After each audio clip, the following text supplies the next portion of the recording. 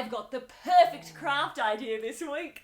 All aboard the crafty train! Next up, Creation Station!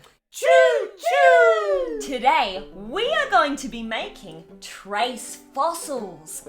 Now, this is a trace of the animal being on the land instead of the remains of the animal itself, like bones. It's the print that the animal leaves behind. Here's what you need: a mixing bowl and spoon, baking paper, tray, and an oven, a cup of flour, half a cup of salt, and half a cup of water. That's going to make about 5 fossils. If you want more, double the batch.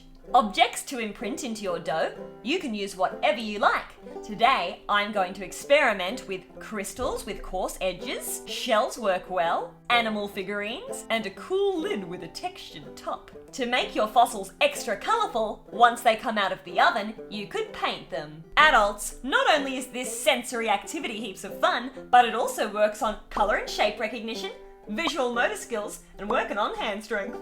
Step 1. Pour your salt and most of your flour into the bowl. Save a little bit of flour for dusting later. Then add your water gradually as you mix. Mix it all together. You don't want it to be too wet and sticky. If it is, you can add a little bit more flour. Once you've mixed it a bit, it's time to get these hands dirty. Squelch, squelch, squelch, and combine it all together. This is really fun. The next step is to take your ball of dough and roll it into 5 individual little balls.